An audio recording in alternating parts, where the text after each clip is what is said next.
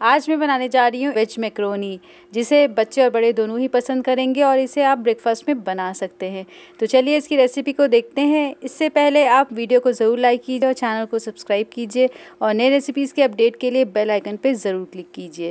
Indian style macaroni बनाने के लिए हमने लिया है 250 ग्राम मैक्रोनी, 2 मीडियम साइज़ के कटे हुए प्याज, 2 मीडियम साइज़ से कटे हुए टमाटर, 1 तिहाई कप बारीक कटी हुई फ्रेंच बीन्स, 1 तिहाई कप बारीक कटे हुए लाल शिमला मिर्च, 1 चौथाई कप बारीक कटे हुए पीली शिमला मिर्च, 1 चौथाई कप बारीक कटी हुई हरी शिमला मिर्च, 1 तिहाई कप बारीक कटा हुआ गाजर, 1 चौथाई कप बारीक कटे हुए पत्ता प्याज, 1 इंच कसा हुआ अदरक का टुकड़ा, 1 चम्मच बारीक कटे हुए लहसुन, 2 से 3 पीस बारीक कटी हुई हरी मिर्च, बारीक कटी हुई धनिया की पत्ती, नमक स्वाद अनुसार, 3 चौथाई चम्मच लाल मिर्च पाउडर, आधा चम्मच गरम मसाला, आधा चम्मच काली मिर्च पाउडर, 1 टेबलस्पून या ज़रूरत के अनुसार टोमेटो केचप और 2 टेबलस्पून तेल।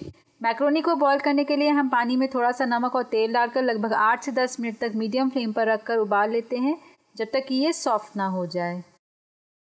मैक्रोनी हमारी सॉफ्ट हो गई है, अब इसे हम छान लेते हैं और इसे हम ठंडे पानी से धोकर रख देंगे। मैक्रोनी तो हमने बॉईल कर लिया है। अब चलिए हम प्याज टमाटर का पेस्ट बना लेते हैं। तो इसके लिए लिया है हमने पैन और इसमें हम डालते हैं लगभग 1 चम्मच तेल और फिर इसमें हम डाल देते हैं कटे हुए प्याज और टमाटर भी डाल दीजिए और दोनों को हम मीडियम फ्लेम पर रखकर तब तक भून लेते हैं जब तक कि टमाटर हल्के सॉफ्ट ना हो जाएं। तो इस तरीके से लगभग 4 से 5 मिनट भुनने के बाद ये देखिए हमारे टमाटर थोड़े सॉफ्ट हो गए हैं। अब हम भुनना बंद करेंगे और अब इसे हमें ग्राइंड करना है, तो इसे हम थोड़ा सा ठंडा होने के लिए रख देते हैं। प्याज टमाटर का मिक्सचर हमारा थोड़ा ठंडा हो गया है और हमने इसे एक जार में देखिए ट्रांसफ़र कर लिया है। अब इसे हम थोड़ा सा पानी डालकर बिल्कुल स्मूथ होने तक ग्राइंड कर लेंगे। तो इस तरीके से ग्राइंड करते हुए ये देखिए हमारा प्याज टमाटर का पेस्ट बिल्कुल तैयार हो गया है। अब चलिए हम मैक्रोनी बनाने के लिए सभी सब्जियों को भी भून लेते हैं। तो इसके लिए लिया है हमने नॉनस्टिक पैन और इसमें हम डालते हैं 1.5 टेबलस्पून तेल। जैसे ही तेल हमारा गर्म हो जाएगा इसमें हम डालेंगे कसे हुए अदरक, आप चाहें तो अदरक के पेस्ट का भी इस्तेमाल कर सकते हैं और बारीक कटे हुए लहसुन भी डाल देते हैं। बारीक कटी हुई हरी मिर्च भी डाल दीजिए और यदि आप मिर्च खाना पसंद नहीं करते हैं तो इसे आप ना डालें। और सभी को अब हम कुछ सेकंड्स के लिए भून लेते हैं। थोड़ा सा भुनने के बाद अब इसमें हम डालते हैं प्याज टमाटर का पेस्ट और इसे भी हम मीडियम फ्लेम पर रखकर लगभग 3 से 4 मिनट तक के लिए भून लेते हैं जब तक कि किनारों में से तेल अलग ना हो जाए। थोड़ा सा भुनने के बाद अब इसमें हम डालते हैं लाल मिर्च पाउडर और सभी को हम अच्छी तरीके से मिक्स कर लेते हैं। और ये देखिए हमारा प्याज टमाटर का पेस्ट बिल्कुल भुन गया है। आप देख रहे हैं कि मसालों में से तेल बिल्कुल अलग हो गया है। अब इसे हम भुनना बंद करेंगे और इसमें हम डालते हैं सभी कटी हुई सब्जियां।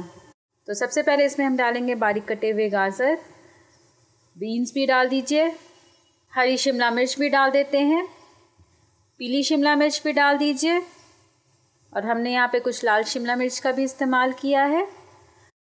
और सभी सब्जियों को हम मसालों के संग अच्छी तरीके से मिक्स कर लेते हैं और सब्जियों को भी हम 3 से 4 मिनट तक थोड़ा सा पका लेते हैं जब तक कि ये हल्की सॉफ्ट ना हो जाए।